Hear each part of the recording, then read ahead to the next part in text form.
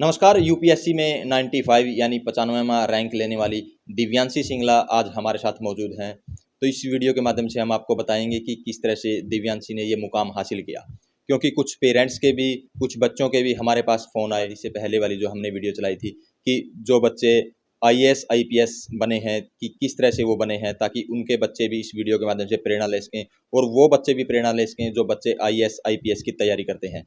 तो दिव्यांशी सिंगला से बातचीत करते हैं। सबसे पहले इनसे जानेंगे कि किस तरह से ये तैयारी करते थे। उसके बाद बातचीत करेंगे कि उन पेरेंट्स को, बच्चों के लिए क्या कुछ मैसेज रहेगा जो बच्चे आईएएस आईपीएस का सपना देखते हैं। तो सबसे पहले दिव्यांशी, आपको बहुत बहुत बधाई हो। Thank you. जी।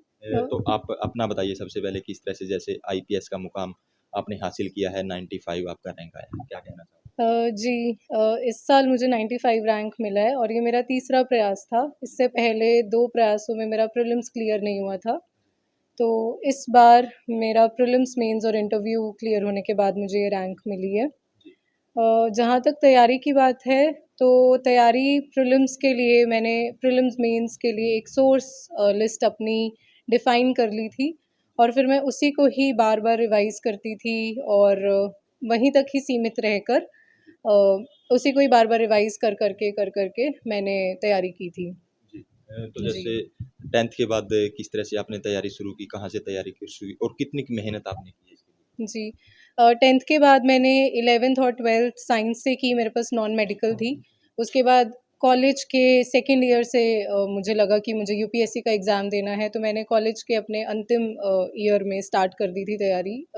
मैं बेसिक बुक्स पढ़ती थी, एनसीईआरटीज़ और न्यूज़पेपर पढ़ती थी ताकि एक बेस बन जाए, क्योंकि मेरा साइंस बैकग्राउंड था, तो मुझे बिल्कुल भी नॉलेज नहीं थी, जनरल नॉलेज मेरा बहुत वीक था।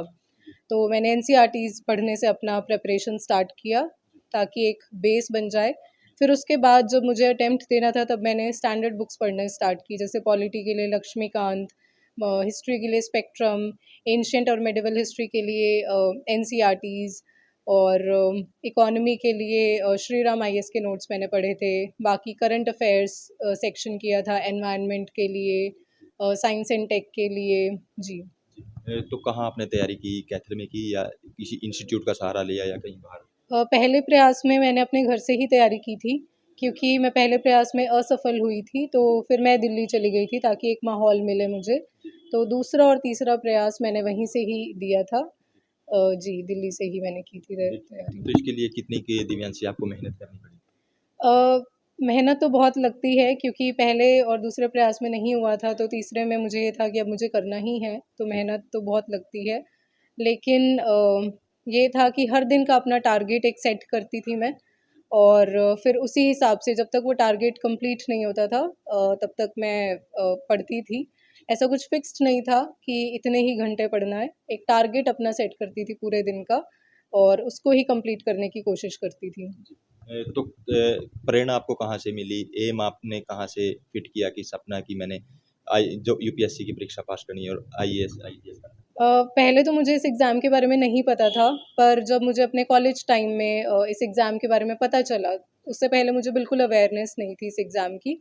तो मुझे इंटरेस्ट आया इस एग्ज़ाम में और मुझे लगा कि मुझे इसको देना चाहिए, क्योंकि जो प्लेटफ़ॉर्म ये एग्ज़ाम प्रोवाइड करता है, देश को कंट्रीब्यूट करने का, लोगों की मदद करने का, तब से मुझे लगा कि हाँ, मुझे ये एग्ज़ाम में ट्राई करना चाहिए और तब से ही मैंने इसकी तैयारी स्टार्ट की थी। तो अगर बात करें आपके घर से, किससे प्रेरणा ली आपने? कहीं से? घर से मेरे एक कज़िन है, तो वो आईपीएस है, हरियाणा कैडर ही है उनका, जी, तो क्या? वहाँ से भी मुझे प्रेरणा मिली और मुझे गाइडेंस भी मिली उनसे। जी, क्या तो नाम है उनका? उनका वरुण सिंगला नाम है। अच्छा, जी, कहाँ पे है आप? अभी वो नूहू में उनकी पोस्टिंग है। अच्छा, वहाँ से प्रेरणा मिली आपको। जी, जी। तो किस तरह से गाइडेंस दी उन्होंने आपको? उनसे मैं वही ऑप्शनल के रिगार्डिंग कि ऑप्शनल कौन-सा चूज़ करना चाहिए, तो उन्होंने मुझे बताया था कि जिस भी सब्जेक्ट में आपका इंटरेस्ट है, वो आप चूज़ करो। फिर इंटरव्यू के टाइम में मैंने उनसे गाइडेंस ली थी, तो उन्होंने मुझे बताया था कि कैसे क्या प्रिपेयर करना है, क्या क्वेश्चंस हो सकते हैं उनके, उनका क्या एक्सपीरियंस रहा, वो उन्होंने मेरे साथ शेयर किया। जी। तो दिव्यांशी, ये तो था आपका कि किस तरह से आपने मुकाम हासिल किया। तो हमारे पास बच्चे भी हैं जो जिनके फ़ोन आते हैं, पेरेंट्स भी हैं, कि वो पूछते हैं कि उनका भी सपना है, कि बच्चों का सपना है कि आईएएस आईपीएस बनना है। पेरेंट्स का भी कहीं न कहीं सपना है कि अपने बच्चों को वो भी आप जैसा बनना देखना चाहते हैं। तो किस तरह से वो बच्चे अवेयर नहीं होते। तो आपका एक्सपीरियंस है, किस तरह से बच्चे तैयारी करें, कब से तैयारी करें, क्या कुछ माहौल बनाएँ? मुझे लगता है अगर साइंस बैकग्राउंड है आपका, ह्यूमैनिटीज़ नहीं है, तो आप कॉलेज के सेकंड या थर्ड ईयर से स्टार्ट कर सकते हो, या फिर फोर्थ ईयर से अगर इंजीनियरिंग में हो आप।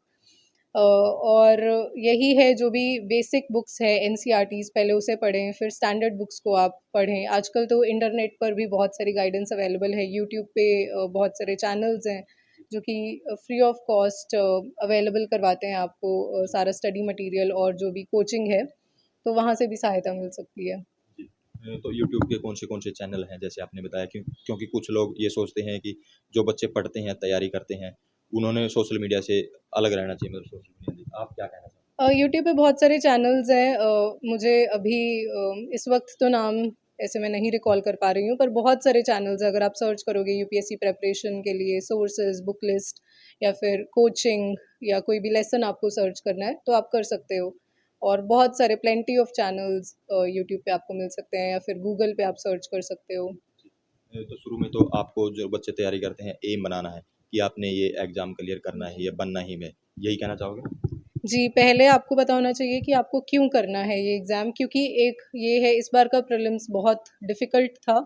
ऐसा ना हो कि एक दूसरे को देखकर आपको अपना एम बना लेना है। आपका व्हाय कि मुझे ये एग्ज़ाम क्यों करना है वो बहुत क्लियर होना चाहिए, क्योंकि इस एग्ज़ाम में बहुत मेहनत लगती है, बहुत परसीवियरेंस आपको चाहिए, कंसिस्टेंसी चाहिए।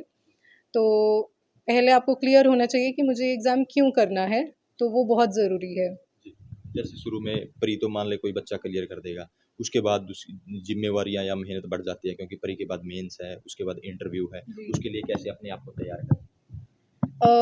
प्रीलिम्स के बाद मेंस की तैयारी, मेनली आंसर राइटिंग पर फोकस करना होता है मेंस के लिए आपको। तो उसके लिए आप टेस्ट सीरीज़ कोई भी जॉइन कर सकते हो, बहुत सारी कोचिंग्स की टेस्ट सीरीज़ है, वहाँ से आपको जो भी रिव्यू मिलता है, अगर आपके पास अपने सीनियर्स की या फिर फ्रेंड्स की गाइडेंस है तो उनका भी आप रिव्यू ले सकते हो। तो आंसर राइटिंग अपनी इम्प्रूव करनी होती है मेंस के लिए। और इंटरव्यू के लिए आप जो भी अपना डैफ फिल करते हो, डिटेल्ड एप्लीकेशन फॉर्म, वो आपको तैयार करना होता है पूरा कॉम्प्रिहेंसिवली। और जो भी कोचिंग्स में मॉक इंटरव्यूज़ होते हैं, आप वो दे सकते हो अपना नर्वसनेस और कॉन्फिडेंस गेन करने के लिए, नर्वसनेस ख़त्म करने के लिए। जी। तो इंटरव्यू की अगर बात करें, इंटरव्यू पे किस तरह से आपने फेस किया और क्या कुछ आपको लगा जैसे इंटरव्यू देने गए? जी, ये मेरा पहला इंटरव्यू था, तो मैं काफ़ी नर्वस रहती थी। तो मैंने बहुत सारे मॉक्स दिए थे ताकि कॉन्फिडेंस गेन हो मुझे। और उसके बाद फाइनल इंटरव्यू काफ़ी अच्छा रहा था, वहाँ का माहौल बहुत ही कोर्डियल और बहुत ही ऐसे कम्फर्टिंग होते हैं वो। तो वो काफ़ी सही रहा था इंटरव्यू मेरा। जी। तो बताना चाहोगे क्या कुछ आपसे जैसे शुरुआत किस तरह से की थी? आईपीएस, आईएएस अफसर बना होते हैं बड़े-बड़े। जी। वहाँ क्योंकि मेरा ग्रेजुएशन केमिस्ट्री में है, तो केमिस्ट्री से रिलेटेड ही उन्होंने क्वेश्चंस पूछे थे। उसके बाद मेरा ऑप्शनल सोशियोलॉजी है, तो सोशियोलॉजी से रिलेटेड पूछे कि मैंने सोशियोलॉजी क्यों लिया, और सोशियोलॉजी में किस तरह की पढ़ाई होती है, ये सब पूछे। एनवायरनमेंट से रिलेटेड क्वेश्चन थे, क्लाइमेट चेंज, क्योंकि आजकल बहुत हॉट टॉपिक है, एक कंसर्न है climate change, it's a world wide concern, तो वहाँ से क्वेश्चंस पूछे थे। तो जी। दिव्यांशी, जैसे आपने बताया कि आपका जो अटेम्प्ट है, थर्ड जी। बार में आपने अटेम्प्ट किया है। कुछ बच्चे नर्वस हो जाते हैं कि ये मैं नहीं कर पाऊँगा, या बच्ची होती हैं कि मैं नहीं कर पाऊँगी, उनके लिए क्या कहोगे? मैं यही कहूँगी कि अगर आपका वाय क्लियर है कि मुझे ये क्यों करना है, तो आप लगे रहो इस तैयारी में, और अगर आप हार्ड वर्क करोगे, लगे रहोगे, तो ज़रूर क्लियर होगा। क्योंकि जिनका क्लियर होता है वो सब एक जैसे ही हैं। सूनर और लेटर आपका क्लियर हो ही जाएगा, अगर आपको ये तैयारी करनी ही है और इस एग्ज़ाम को क्रैक करना ही है, तो अगर आप लगे रहोगे तो ज़रूर क्लियर होगा। दिव्यांशी, पेरेंट्स को क्या कहना चाहोगे? आपको भी पेरेंट्स का सपोर्ट मिला, तो उन पेरेंट्स को भी जो बच्चे तैयारी करते हैं, उनके पेरेंट्स को क्या कहोगे? पेरेंट्स को भी मैं यही कहना चाहूँगी कि वो अपने बच्चों को सपोर्ट करें, जो भी उनका इंटरेस्ट है उसमें उनको उनका सपोर्ट बहुत ज़रूरी है। स्पेशली जब आपका पहले या दूसरे प्रयास में नहीं हो पाता, बहुत टाइम लग जाता है इसको क्लियर करने में, तब पेरेंट्स को भी पेशेंस रखना बहुत डिफ़िकल्ट हो जाता है। तो पेरेंट्स अंतिम तक अपने बच्चों को सपोर्ट करें, जब तक कि वो चाहते हैं कि ये परीक्षा वो देते रहें। जी, तो उनका सपोर्ट बहुत ज़रूरी है। जी। तो दिव्यांशी, जैसे आपका 95 रैंक आया है, उम्मीद थी आपको कितना आ जाएगा और आने के बाद कैसा लगा? जी, रैंक मैं एक्सपेक्ट कर रही थी, बट मुझे नहीं पता था कि एग्ज़ैक्टली क्या रैंक होगा, और आने के बाद मुझे बहुत अच्छा लगा, क्योंकि मैं बहुत टाइम से इस प्रोसेस में थी, तो अभी थोड़ा एक रिलीफ वाली फीलिंग है, तो अभी काफ़ी अच्छा लग रहा है। अब आपके पास, आपके पेरेंट्स के पास फ़ोन भी आ रहे होंगे कि हम जी। बच्ची को बुलाना चाह रहे हैं, सम्मानित वगैरह करना चाहिए, तो कैसा लग रहा है? अच्छा लग रहा है। आई थिंक अभी ये उपलब्धि प्राप्त करने के बाद काफ़ी अच्छा लग रहा है, और शायद दूसरे बच्चों को प्रेरणा मिलेगी इससे, तो ये काफ़ी अच्छा फीलिंग होता है एक, कि दूसरे बच्चे आपसे इंस्पायर हो रहे हैं और वो भी अपने लक्ष्य की ओर बढ़ सकते हैं। जी। तो ये थे हमारे साथ दिव्यांशी सिंगला। बता दें कि इनका 95 रैंक आया है और यूपीएससी इन्होंने क्लियर कर दिया है। तो इस वीडियो के माध्यम से इन्होंने बताया कि अपने अनुभव भी साझा किए कि किस तरह से वो तैयारी करती थी, और जो बच्चे तैयारी करते हैं, जो पेरेंट्स चाहते हैं कि उनका बच्चा आईएएस आईपीएस बने, किस तरह से बच्चों ने तैयारी करनी है, और पेरेंट्स के लिए भी इन्होंने बताया कि किस तरह से बच्चों का सपोर्ट करना है। तो इस वीडियो को ज़्यादा से ज़्यादा शेयर करें, लाइक करें, कमेंट करें, ताकि ज़्यादा से ज़्यादा लोगों तक ये मैसेज पहुँच सके।